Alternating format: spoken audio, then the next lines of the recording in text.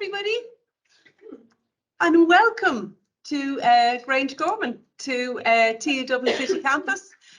My name is Marianne Bulger. I am Head of Media Arts in the School of Media, and I'm delighted to be welcoming you all to this in-person and also hybrid conference, which is Streets Ahead, which is the IHA annual conference, which is being presented this year in conjunction with TU Dublin Schools of Media and Art and Design, two different schools, but working together. So just to let everybody know that we are recording this team through Teams. So there's a camera there in the centre of the room, so it's recording the back of the heads of the people in the front two rows, and anybody who's up here, and just to let you know that. And you were also sent a consent form about photography, so we haven't had any no's back, so I hope that's okay. And we hope you have a really good time, and thank you and welcome. I'm going to hand over now to my colleague Dr. Caroline Allen O'Sullivan, who is the head of the School of Media. I get the great pleasure of welcoming you all to the East Quad, which for many of you might be the first time you're visiting us here, and also welcoming those of you who are joining us online from, I believe, all around the world. As Marianne said, I'm Caroline O'Sullivan. I am the Head of School of Media, and we are delighted, along with the School of Art and Design and the Faculty of Arts and Humanities, to be hosting this very exciting conference, and we're delighted to be collaborating with the IHA.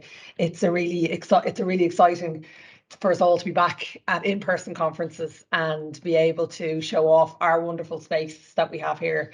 And really, we really are focused on Grange Gorman as becoming a site for a civic space and a place that is living with research and with arts practice, and as something that we not just as part of the academic community, but as part of the community within Dublin and the wider region.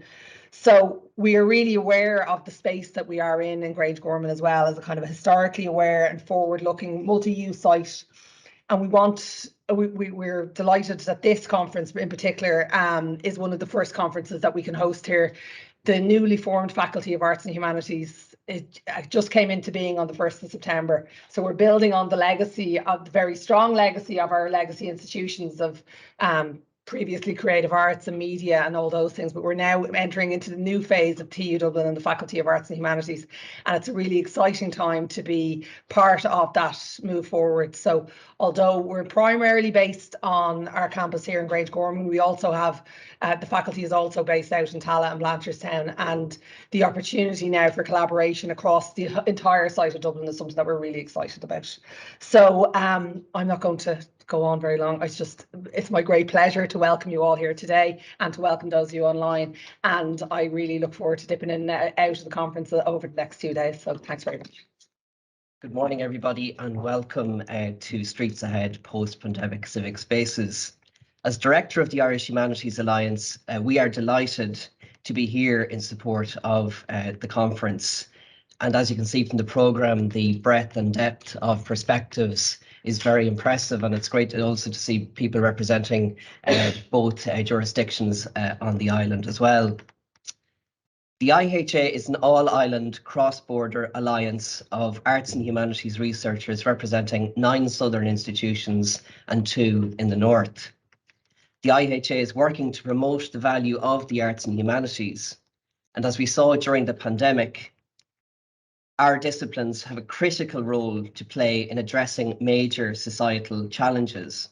And this was especially true at the very beginning of the pandemic, when we turned to history, literature, and the arts in trying to understand how people processed and coped with past pandemics. The arts and humanities can help us to understand and address other great societal challenges, such as the climate crisis, forced migration, challenges to democracy, and untested assumptions around rapid digital technological advance. Our disciplines foster intercultural dialogue and knowledge transfer for solutions with social impact. We believe, therefore, that investment in arts and humanities research and creative practice is essential if we are to understand the human dimension of these challenges, and we will make this point clearly in any forthcoming consultation around the new funding agency envisaged in Impact 2030. So again, the IHA are delighted to be here today. Thank you to our colleagues in TU Dublin for hosting us in this beautiful, fancy, technologically advanced building. We're delighted to be here, and I hope all of the delegates have a great conference. Thank you. Hello and welcome again, everyone. My name is John Walsh and I'm the head of the School of Art and Design here at TU Dublin.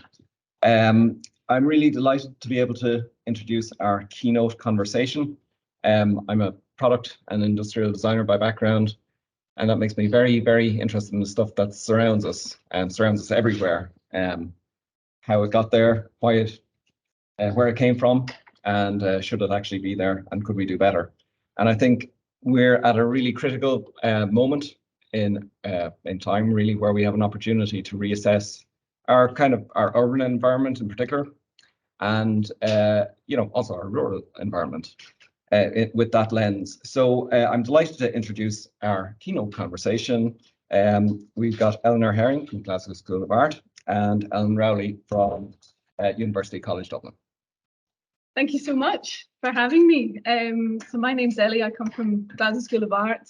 I'm a textile designer by training, but have written about street furniture amongst other things. So thank you so much for inviting me to this fascinating conference. Ellen and I have decided to start by introducing ourselves and our research interests and thinking about how they engage with this theme of post-pandemic civic spaces. I'm really interested in how, to borrow Ben Highmore's expression, the everyday designed environment is shaped, how power is enacted in those spaces. And to put it as simply as I can, the questions that I tend to ask in my work are, why do things look the way they do? And who gets to decide, I guess. So I wanted to start by telling you a bit about my research into post-war street furniture design, which is typically overlooked in design history and design studies.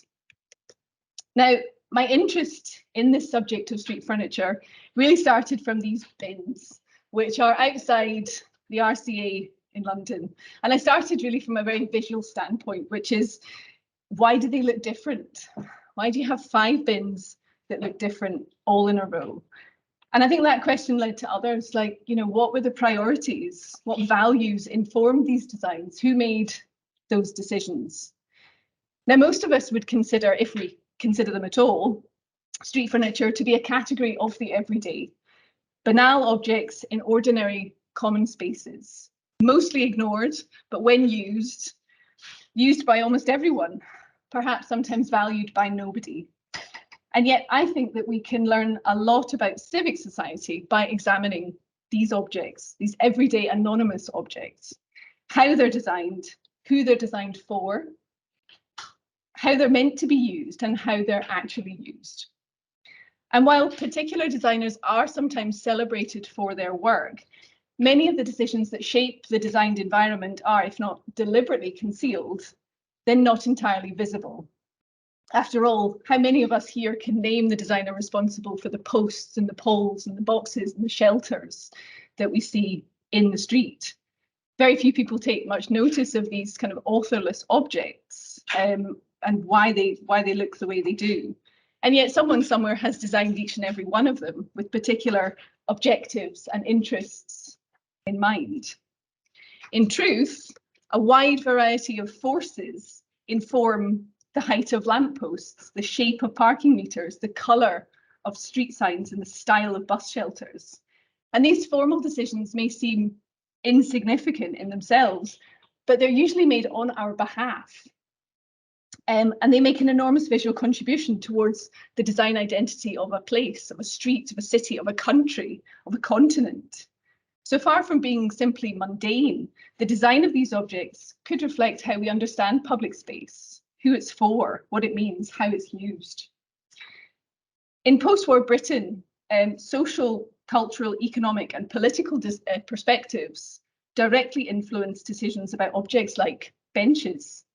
During this time, the process by which the street was shaped and who had the power to shape it was closely linked to the state. And as part of the British government's attempts to rebuild the social order and improve standards after the Second World War, considerable attempts were made to modernise the country. Many, within the design and architecture community saw the Blitz, in fact, as an opportunity to get rid of pre-war street furniture design objects like these. Objects from the pre-war era were seen as being representative of a sort of stratified social system, which was increasingly seen as incompatible with post-war social reforms. And what's interesting, I think, about the post-war period is that it's really characterized by a top-down approach to designing the street. So you have organizations like the Council of Industrial Design, which were set up by the Board of Trade to promote street furniture after the war. It was effectively the government's voice on matters of design. And although it had no direct powers, it operated mainly through persuasion. Its focus on issues like good taste and the social and cultural responsibilities of design had a huge impact on how modern street furniture was understood and how it was discussed. Ensuring that objects like bus shelters adopted the visual language and materials of modernism was perceived as being vitally important by those people who were involved in this, because it was through these ordinary common objects in ordinary places that Britain's new social and cultural agenda was given physical expression, and good design was deliberately introduced into people's lives. It communicated its ideas about street furniture through catalogues like this one, catalogues about good bins that were, sent around local government. It used exhibitions to tell this story about good street furniture design, again, focusing on bins. It used exhibitions and invited, members of the royal family to look at lampposts. It had design folios, it used a whole range of different mediums to disseminate these ideas about good street furniture design.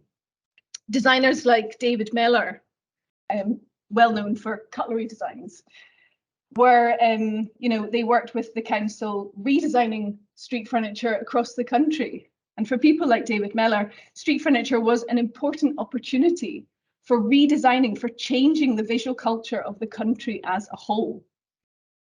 He was also appointed as design consultant by the Ministry of Transport to redesign the national traffic system, make traffic lights more conspicuous. And I think, this history is still embodied in our public spaces. He was also commissioned by the General Post Office in 1966 to design a new letterbox that you see here.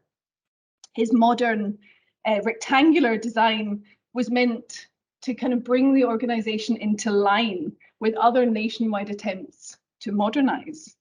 This modern rectangular, sharp-lined design was perceived by many as being more efficient. It reduced collection times by half. It's this language of standardisation, I think. And there was a pervasive view that good design, standardised design, inconspicuous modern design could civilise the country. Former director of the council, Gordon Russell, asked in 1950, can we regard ourselves as civilised people if we ignore the design of commonplace things which all of us use everywhere, every day? And I think this idea had considerable precedent. Even before the council was established, there was a really typical view across the design and architecture community that a special body of men trained in aesthetics were necessary in order to improve design standards. This view, I think, was typical. If you look at, a magazine like the Architectural Review, organisations like the Royal Fine Art Commission, the Civic Trust, the view was that better street furniture design could not only cure the problems of the street, but also transform it into a work of art. These ideas about the picturesque, I think, are really important here too. So clearly, everyday spaces, the objects within them, were valued for the possibilities they embodied to educate the public on good design. But it was beginning to look like the main priority of good design was aesthetic. And partly because of this, street furniture emerged as a really divisive topic in post-war Britain. For many people, the new designs were grotesque. They represented a defacement of Britain's individual character. And a national campaign developed to preserve the older models of postboxes, of lampposts. Mellor's design, and I can zoom back here a bit, was criticised by one reader in The Observer for its straight lines and uniform angles. The Scotsman newspaper warned of the effect the new sharp-edged boxes might have on drunks. Community groups agitated against lampposts. Angry letters were published in national newspapers. Members of the public, the man on the, I guess your left here, you know, padlocked themselves to gas lamps to protest against their removal. Even cabinet meetings attended by Winston Churchill were held to discuss parking meters. The design profession argued with manufacturers, cabinet and government ministries clashed with civic pressure groups, the public quarrelled with local authorities, and the debate quickly developed a polycentric quality, reflecting the burgeoning multiplicity, complexity, and contradictions of this unique period in British history. And these different groups fought against and sometimes alongside each other about what good design meant, what good street furniture design meant.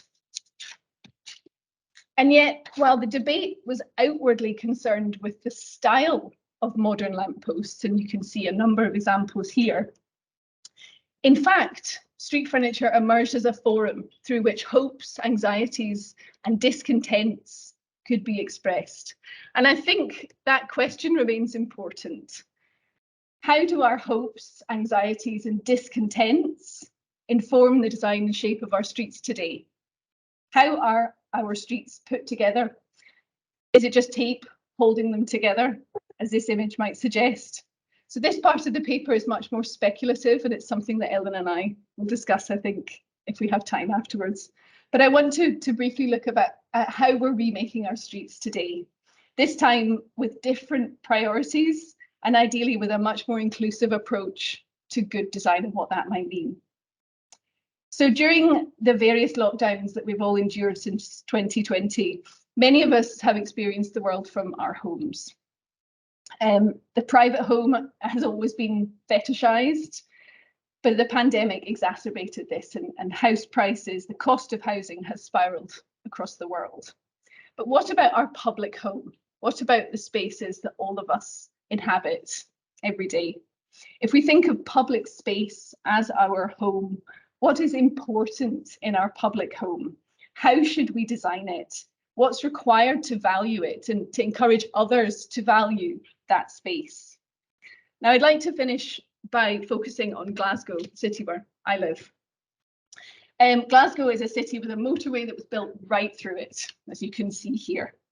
It's a city which demolished huge swathes of Victorian architecture in order to embrace the modern, to look like a progressive city.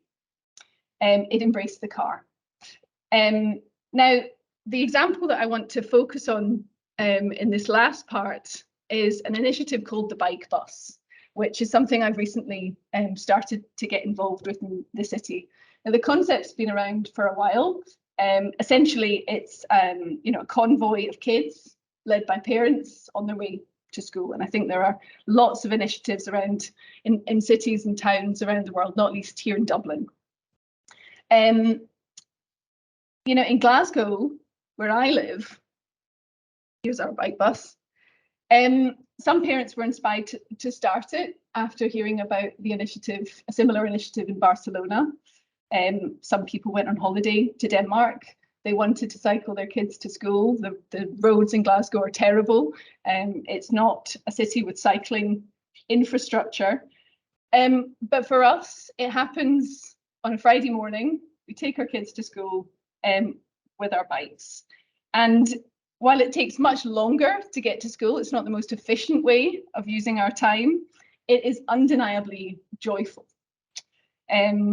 You know, and in some respects, you could say, you know, it's benign and it's friendly. You have the advantage of lots of cute kids in high-vis vests. But it's also about sharing space with other road users. It's also, I think, about physically taking up space, being very visible. And in that sense, it is an act of protest, because without the parents escorting their kids to school, it just would be impossible. It would be far too dangerous on the roads in Glasgow. There are no segregated cycle lanes, certainly on the route that we take to school. So we wouldn't be able to do it. Now, 2 weeks ago, we trialled this gadget, which the group calls the Doodah, which has been designed by Glasgow City Council and a company called Smart Technologies Limited. And this gadget, as you can see, clicks onto the bike, the kind of leader of the bike bus, wears it on the bike, and this wirelessly controls the traffic lights. It's a small device. It talks to the smart traffic lights along the route, and it talks at a particularly difficult junction where there's 6 sequences at these traffic lights. It's a really hard junction to navigate, particularly when you've got 60 kids on bikes and scooters and rollerblades and all sorts of things. But what this gadget does is it increases the time that we have available to get through that junction. So it would be 15 seconds normally. Now we have 45 seconds. And that time has been informed by the data on the helmet cams worn by the bike bus leaders.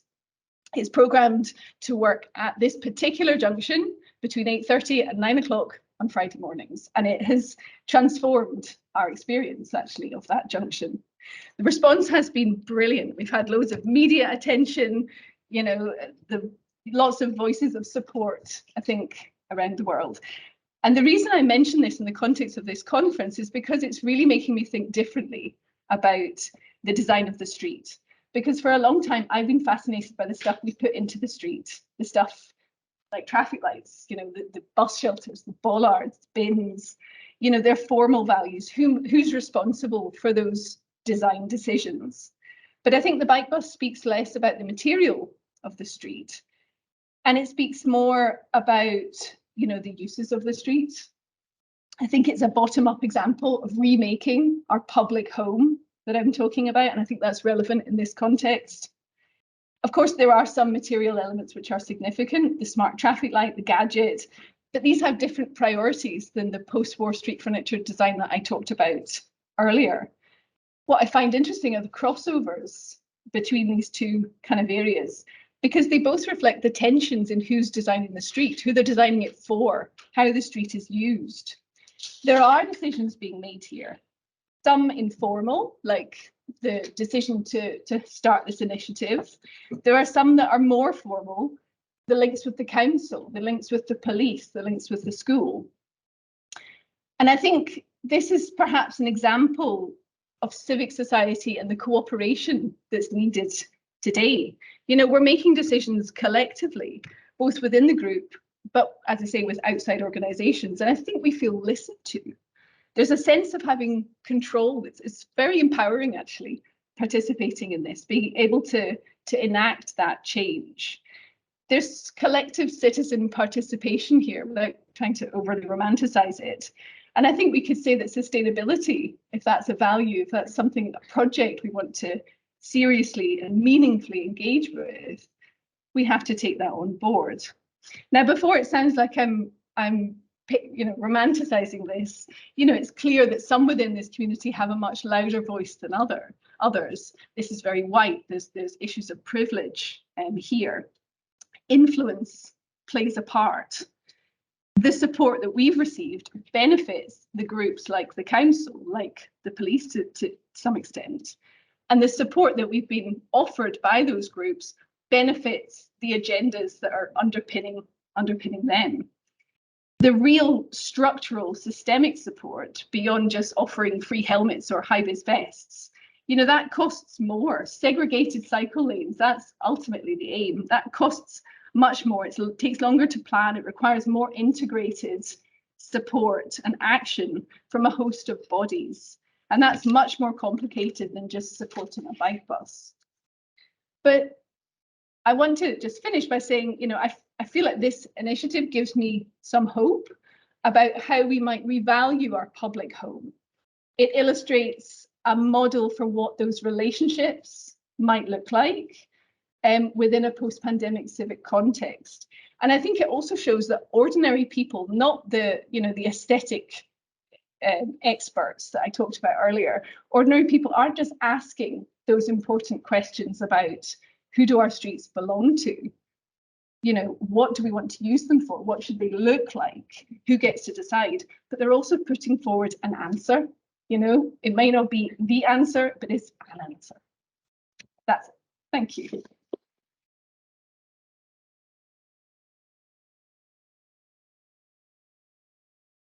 Thanks, Ellie. Okay, so a total shift of well, a shift of geography where there's a chronological overlap in terms of the post-war state. So I'm an architectural historian based in UCD School of Architecture. Thanks to Niamh and Siobhan and Mel and Marianne for this conference.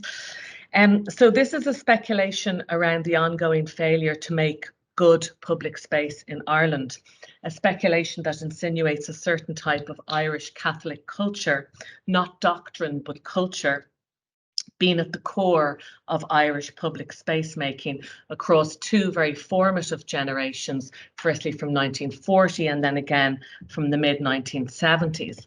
So the speculation, I suppose, and it is very speculative, is that Irish urban history from the 1940s to the end of the 20th century has been influenced in one way or another, but at its heart by Irish Catholicism and those power structures which saw statesmen and churchmen having a shared culture, bringing about a common outlook for the nascent state and ultimately shaping Ireland's public spaces of the 20th century. As an architectural historian interested in the so-called middle landscape of housing estates, shopping terraces and parish churches, I've been mapping the presence and oversight of the Catholic Church in the development of suburban Dublin.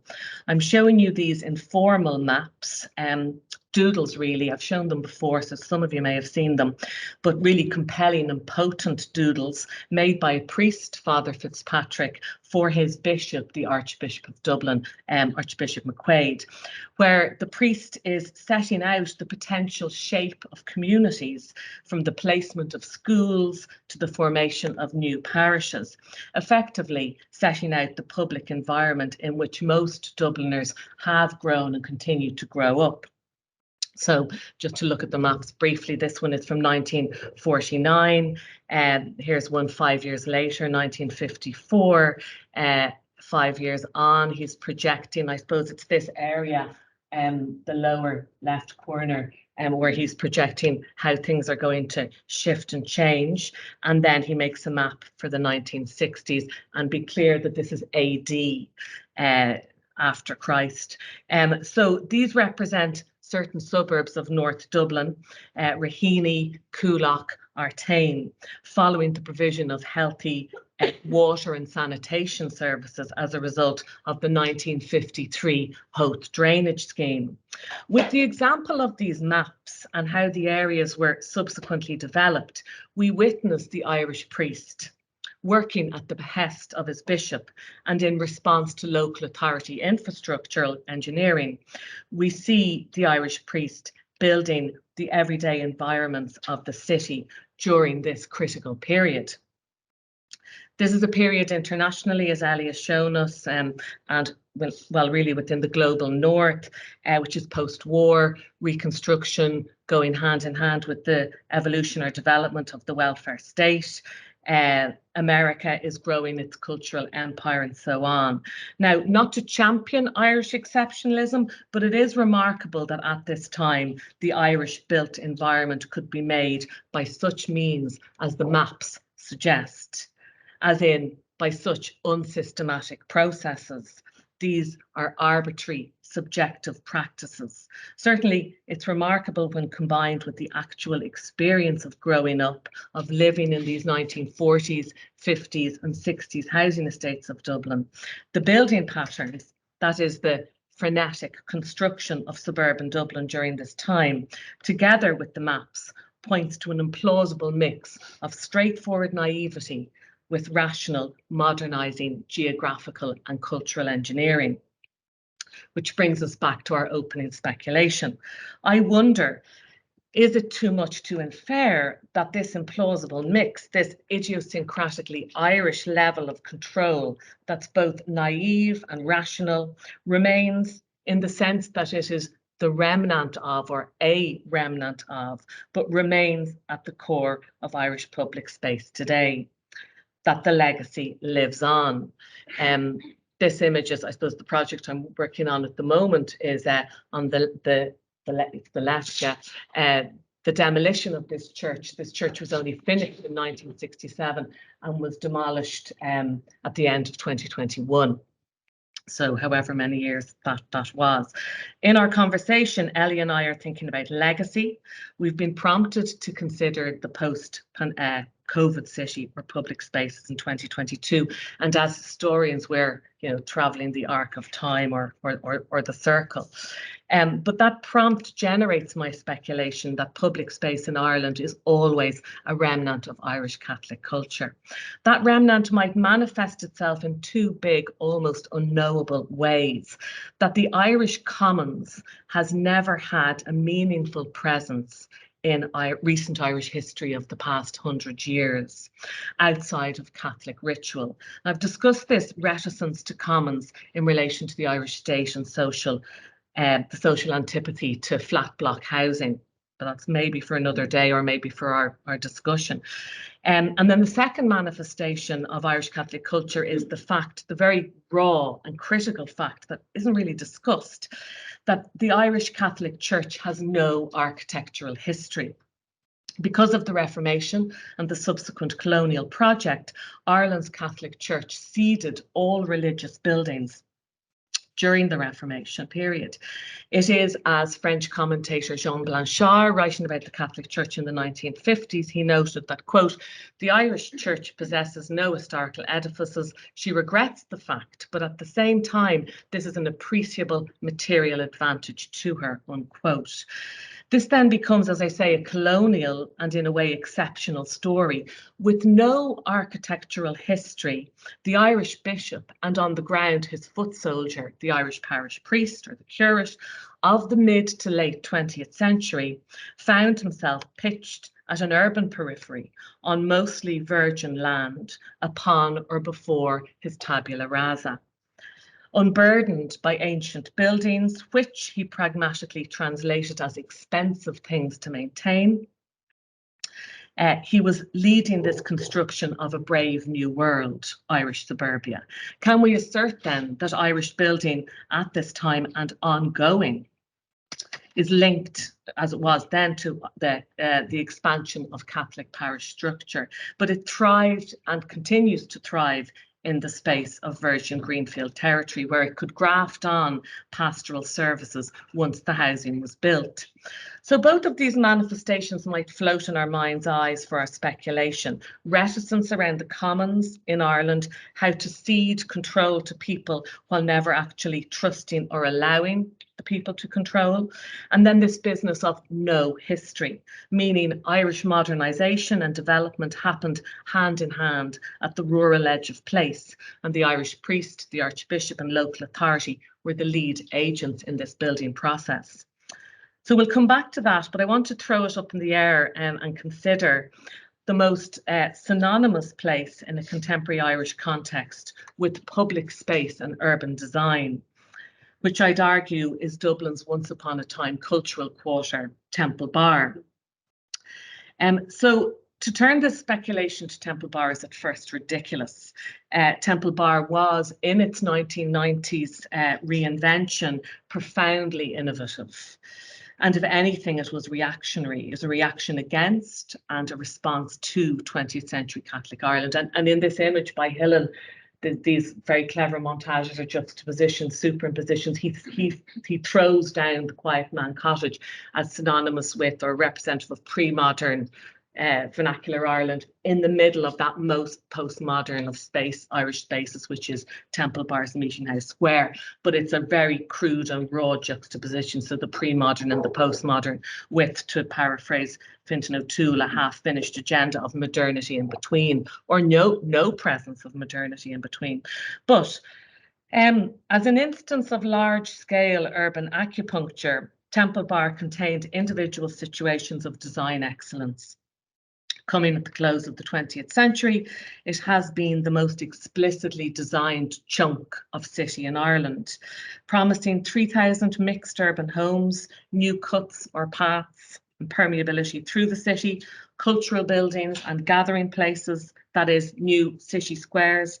Temple Bar delivered a portion of the housing, a generous smattering of the cultural buildings, 2 new gathering public spaces, and lots of permeability. So it realised much of its brief initially, but now, 30 years since its inception and a global pandemic everywhere in its air, the pandemic which shut the city down beyond neighbourhood by neighbourhood reach, it's clear the Temple Bar is struggling.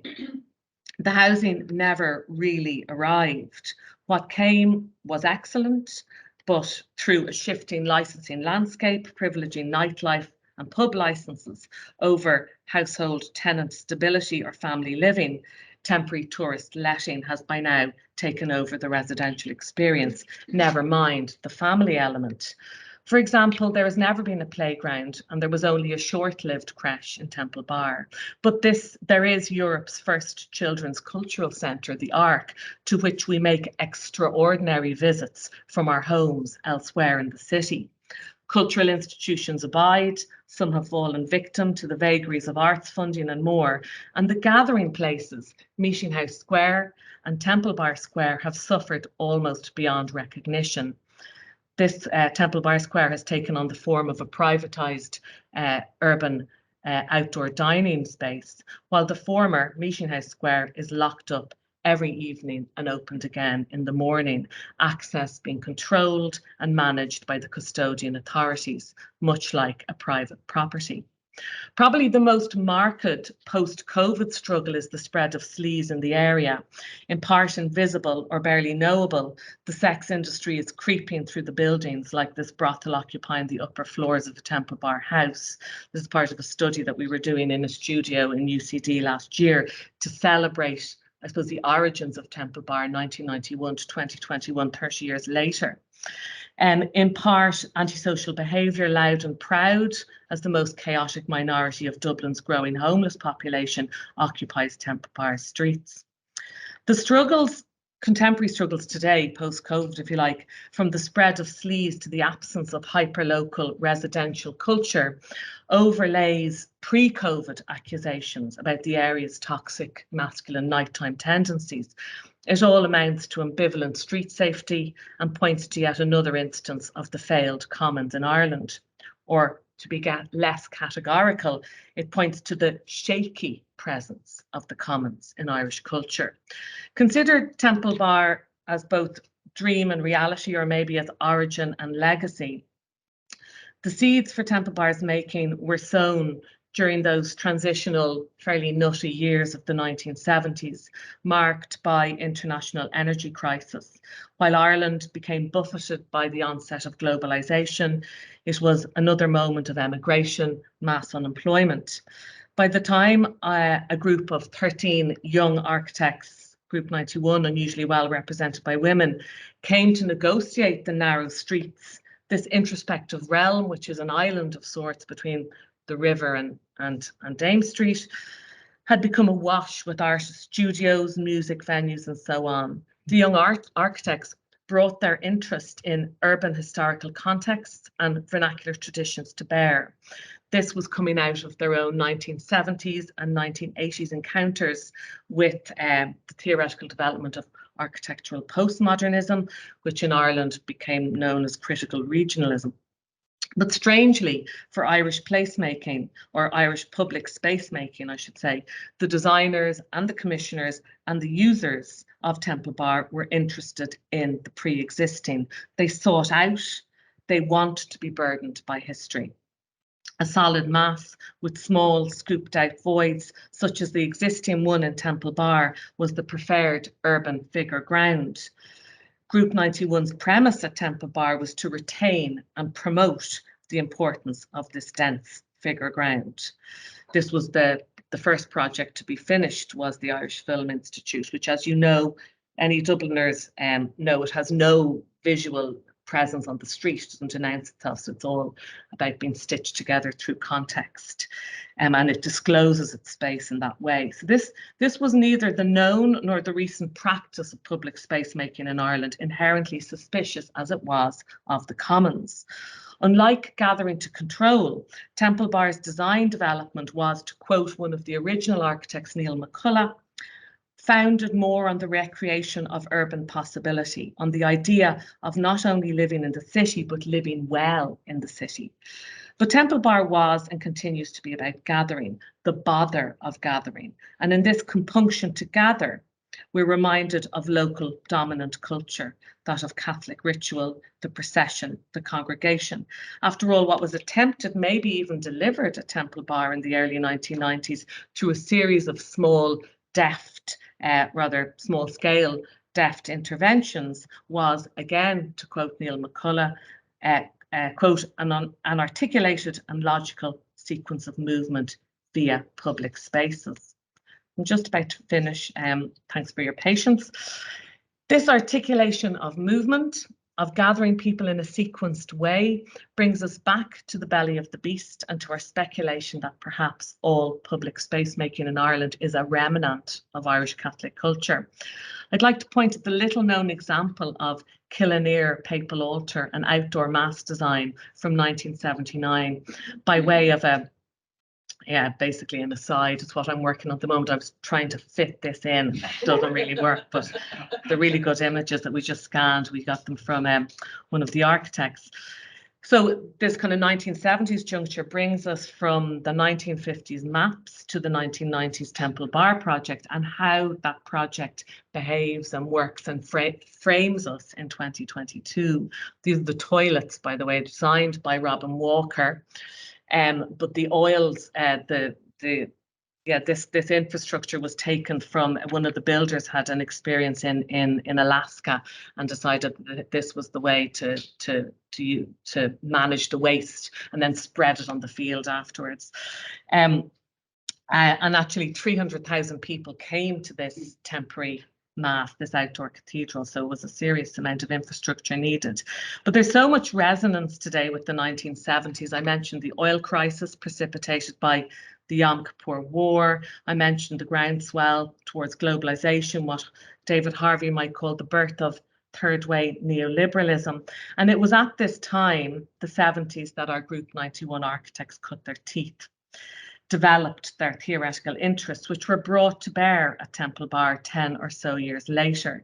Indeed, it was specifically here at Killinear, in the space of the Catholic pontiff Pope John Paul II's coming to Ireland in September 1979, that two of the original Temple Bar designers made public space for the first time, Shane O'Toole and Michael de Courcy.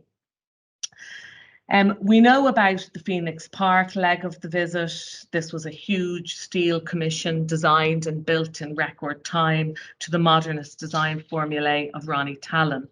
And pointedly, everybody worked for free and gave their services for free, and the carpet, acres of grey carpet, were donated for free.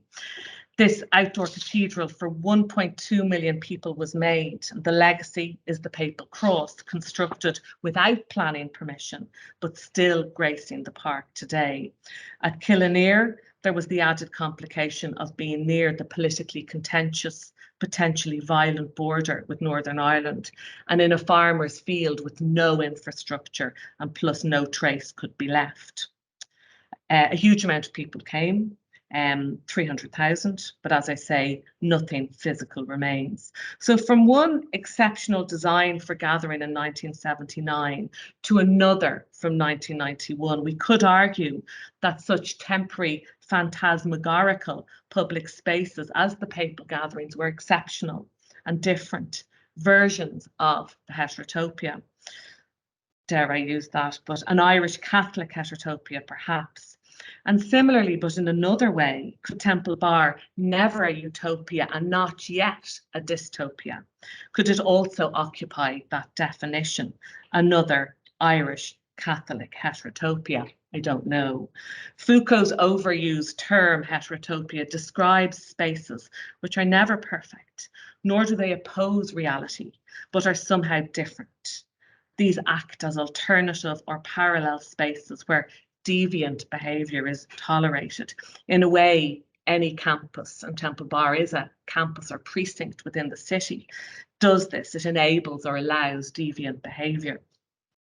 While physically Temple Bar still works, barely a generation has passed to witness the breakdown of materials and fabric, though the shallow floor plans of some buildings and the budget detailing on others have taken their toll. But the physical arguably still works. In 2021, there were 38 nightclubs and bars in the area, while Airbnb lists 50 apartments and rooms to rent and 22 hotels and guest rooms within the very small boundary of Temple Bar. It's in the systems and the subsequent patterns of behaviour and occupation that Temple Bar as Commons is failing. So thank you. So have you got a plan? Do you want to discuss this a little bit, or do you want to open it up yet? Or I mean, I think there's common threads between Ellen and I's papers that we can talk, and I have questions for you, Ellen. I think we're quite keen as well to involve you, the audience. So if there's any questions that you're burning to ask, then please jump in. I mean, can I ask you to start with? I'm fascinated by so much in your paper. But I think the role of the church, the influence of the church in shaping this and bringing that forward into the context of Temple Bar, perhaps the absence of the church.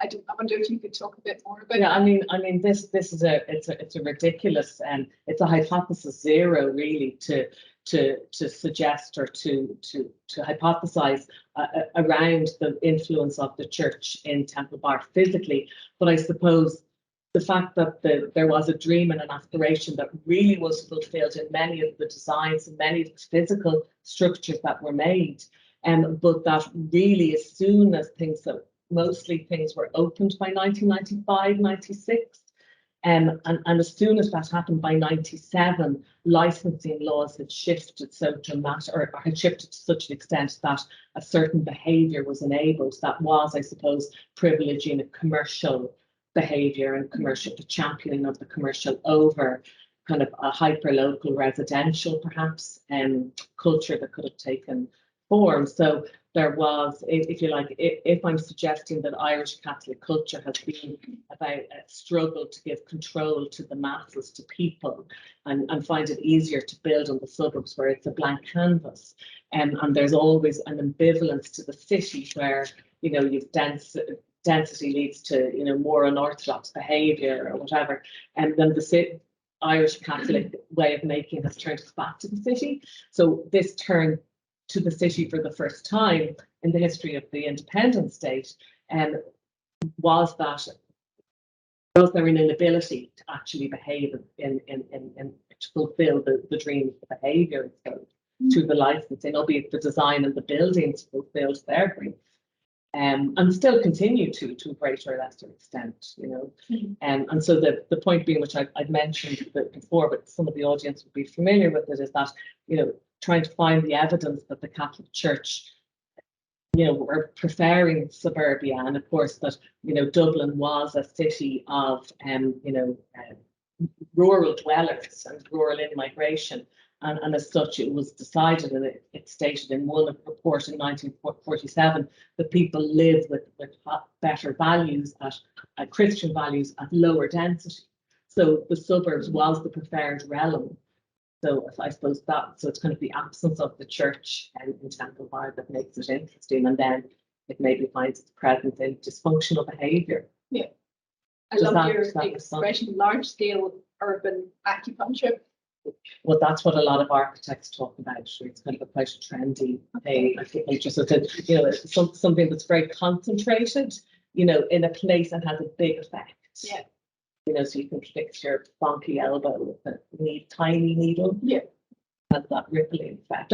And some would say that Temple Bar did do that. There was this a ripple effect where you've got some new initiatives around trying to negotiate the river for the first time with this boardwalk on the River Liffey, but it only, I suppose, went so far. Yeah, I find that fascinating. And actually, when you were talking, I was thinking about like branding in the city and role of tourism.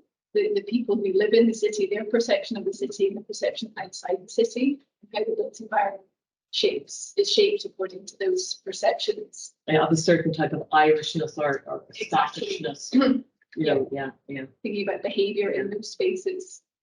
Can I ask you, you mentioned twice this public home, and I wonder, could you speak to that term of public home? Because it certainly, that actually would be something that's very Catholic at the moment, and Pope Francis is talking about our common home. Yeah. So, I mean, it's another version of controlling of aesthetics as well. Yeah, and well, it's not my expression. I heard it at another conference earlier in the year, but it really resonated with me. And actually, you know, the design of street furniture in the 18th century was very much about domesticating the street.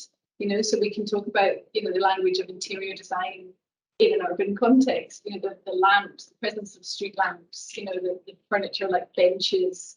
You know, being about like your living room, I suppose, in these spaces. I find that quite an interesting concept. But, you know, so much of the discussions that we are having and need to be having about our planet as our public home, I think, you know, are important here too. So thinking about how we value our home, what we need to do to resource our home, to pay for a better public home that is for everyone, that is an inclusive space that allows different forms of behaviour, you know, to. And isn't it interesting that you by now, however 8 years on, you're shifting away from kind of the objecthood of these objects and actually the behaviour. So you didn't discuss any formal qualities around the bike bus other than the street being dangerous, but you barely discussed width or scale or whatever, and we don't know what the doodah the materiality of the doodah, for instance, but it's the dynamic behaviour that this enables, and is that where we're at with design now? It's almost not physical. Yeah, but yet it is physical. It looks like something. You know, it's been designed with particular visual values, I suppose, in mind, being prepared, it's been 3D scanned. You know, it's a device that's actually been made by a company that tend to focus on design for disabilities, which I think is kind of interesting, that element of this. And I think it's something you and I have talked about before, that idea that, you know, is there an aesthetic with technology? Do we need to talk about how things look when it is the doodah, you know, this kind of blue and black device that just clicks onto a bike? Yeah, so is it so technocratic it doesn't need to have its physical sense, doesn't need a value exactly? Yeah, I haven't come to that yet. I'd be fascinated to hear what other people think about that. But I think it definitely speaks to different priorities. You know, the priorities in the 1950s in Britain, designing streets for good taste, educate people on good design, to educate them to such an extent that they could agitate for better design and higher standards. That's not the discussion we're having today with the bike bus and with this little gadget. But if I could say, there's one thing I suppose that in my stuff and in a way in your stuff, when I'm talking about the Catholic Church, we're talking about control and we're talking about influencing behaviour and from the top down. But in actual fact, say with the Catholic Church, there's a great deal of benevolence. I mean, it's that kind of condescending benevolence, albeit, and it's pastoral control. But there is that continuity and a seam of benevolence through how we're thinking about the city. Oh, for sure. I mean, maybe it's an aspiration. I think that tension sort of underpins reform, doesn't it? You know, who reformers are. They might be benevolent. There might be elements that are pretty benign, but there are always questions about, you know, how they got to that point. Who are they doing it for? Okay. I think, and the bike bus is part of that too. You know, there's a group of very middle class white people who live in the nice houses in my area. They're the ones who started the bike bus. And in some respects, they have the space to store a bike. They don't live in a flat. You know, they have a garden with a shed for their electric cargo bike. which is great, but there are no big bike sheds in the public spaces that you can lock your bike up into. So trying to think about access to something as celebratory and joyful as the bike bus takes us into the realm of politics and the economy and access. You know, there are streets in Glasgow, 2 streets, you know, down from where I live, where the communities have very different priorities than the bike bus. And yet, if we're thinking about, you know, civic design, sustainable design, you know, probably most of us could agree it's a good thing. But it still talks to these issues of who gets to decide, I guess, and how they got to that place. I mean, are these issues that you talk about or you think about, I assume you do in your work? Yeah, and I suppose the point about bringing Temple Bar into it, and it's quite a disruptive example, is that the process of procurement, and actually there's a very interesting process of procurement happening here on this campus in Grange Gorman, but the process of procurement in Temple Bar was really radical and has never been replicated since. Whereby you have, it was kind of a David and Goliath story. I don't know if people are aware that the area had been earmarked to be a huge bus station, a modernist bus station, and was to be completely, you know, razed to the ground. All the warehouses and all the extant built buildings, rather. And this didn't happen because of these peppercorn leases and all this very rich culture that bubbled to the surface kind of accidentally. And it just so happened that the Prime Minister, the Taoiseach at the time, was a friend of the French Francois Mitterrand, who was himself engaged in a project, a legacy making project, the Grand Projet. And so the Taoiseach in Ireland, Charlie Haughey, had this idea of legacy in himself, and was kind of in the right, and a group of artists and architects were in the right place at the right time and got his ear effectively. And so this really uncanny process of procurement, which is really hard to get to the bottom of. Actually, we conducted quite a lot of interviews, oral histories, to try and understand how this whole thing happened. But so the decision-making process in Temple Bar in the 1990s was like nothing that has ever happened before since. And isn't that fascinating, that whole decision-making process, how you unpick that, you know, those different threads, how you trace that? As a historian, where do you find those materials? I mean, for me, I don't think many of you noticed I was showing fundraising pamphlets. So it's kind of come down to following the money. And really trying to understand, I mean, who was paying, and of course parishioners were really paying for it, but the parish priest was going around with the bucket collecting, and then there's this introduction of this streamlined fundraising method in 1968 in Ireland. And so trying to understand it, where they invited a British fundraising company, consultants, to come in and help them fundraise. So it wasn't just, you know, kind of bingo and things like that. And so following the money is really how you begin to understand what decisions are being made, or rather who, again, back to who's making those decisions. I wonder if we might open it up to the audience, because I think there might be questions out there. Yeah, sorry. Thank you so much. It's lovely to see how these two keynote conversations or presentations actually do talk with each other. And I was really interested in the role that history and legacy plays in your thinking about post-pandemic studies. And my question really is why is it that so much post-pandemic civic space looks so identical to pre-pandemic civic space with minor tweaks? And what makes me ask that is the story of the Duda in particular, which is a really flippant, light-hearted name for something that is incredibly powerful, right? The power to control a traffic light. How many films have featured that as an urban fantasy of kind of, you know, empowerment?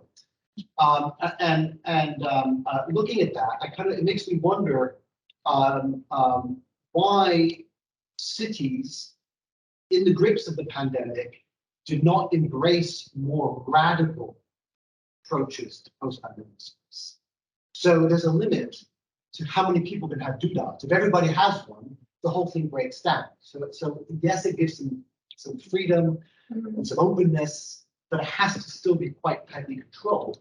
But no European city or no city in the world actually went to a totally cycle-friendly post-car future during the pandemic. We didn't make those kinds of flips. And so I guess my question is about how much optimism do both of you have about the ability to take these interventions in the post-pandemic moment and actually grow them into something that truly disrupts the everyday controls of the city? Oh, how optimistic do I feel? That's a great question, and I'm not sure. I mean, I'd like to say, sitting here this wonderful day in Dublin, I feel really optimistic. There are moments where I, of course, don't feel, and I think if I think about Glasgow hosting COP last year, you know, the attention on the city, the kind of goodwill and energy to refocus minds and make changes. Where's that going? Where's that got us? What we've done since? Glasgow is not a great city to cycle in. It's not a great city to even recycle in, you know? There are so many agents that need to be brought on board, you know, for that disruptive change that you're talking about to happen. You know, it needs to come. I mean, my personal view is that governments need to be stronger. You know, if we think about the work of Mariana Mazzucato, you know, the economist who talks about the role of the government, I am so on board with what she says, that the role of the state representing all of us to agitate for better quality spaces, better design, better, more inclusive civic environment. And I think for that to happen, I don't know what that means for that to happen. A revolution. I don't see it happening anytime soon, but I'm optimistic that small changes eventually snowball into big changes. I think we're getting to a point, certainly in Britain, something really big has to change. Really has to, from all sectors. I don't know. I don't know. There's a couple of architects in the audience who would be probably better served to answer that. Local people. I don't think there is a residue of the pandemic. Other than as I say, how the gaps and where people live have become blatantly obvious. But I don't see. I mean, because everything that was put in place, physical things were all very temporary. There are certain local authorities that are moving to privilege biking, but they were already on that trajectory. Would you? I mean, I'm asking Connor, Serena in here, but would you see any kind of long-term legacy in place in Dublin? I don't know. I mean, like I feel in ways incredibly close to what both of you spoke about, really well about, but also incredibly distant. I don't know. But I mean, the street to the left of this building is now all closed cars, and that's what councils judge it from the building. That was me, and that was divisive. And I think in balance thing, but just like it's very interesting to reflect. But gets at the bar 30 years. Because the pace of change, you know, disruption is just an increase in the pace of change. We should have put ground to a really slow thing. And a lot of the work that we're doing today is building on and building with the authors of Temple. Like those people educated generation. Architects are coming up around the shoulders, but we're still working with people who make the space. So I don't know if that's. We could also argue, Connor, that those people who made the buildings in Temple Bar have been in exile, building similarly culturally, contextually important buildings in cities all over the world, education buildings, and have not been building here. They're critical practices until recently with say the Grange Gorman procurement process, because you have, is it O'Donnell Toomey Library that's been built and various other practices that haven't had a chance to build of note in the Irish state. Yeah, You know. I mean, for sure, I mean, it's quite possible for those people to build biggest buildings. Yeah, And I so think it's Temple also Bar and possible Grange that Gorman. Yeah. the next generation through will also.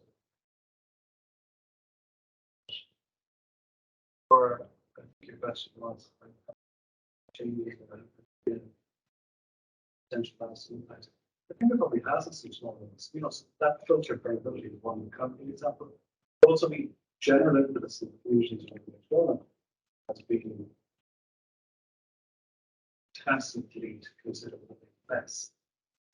Because the value of the space in which one that would be taken as a distant form throughout the various lifetimes that we have in the world.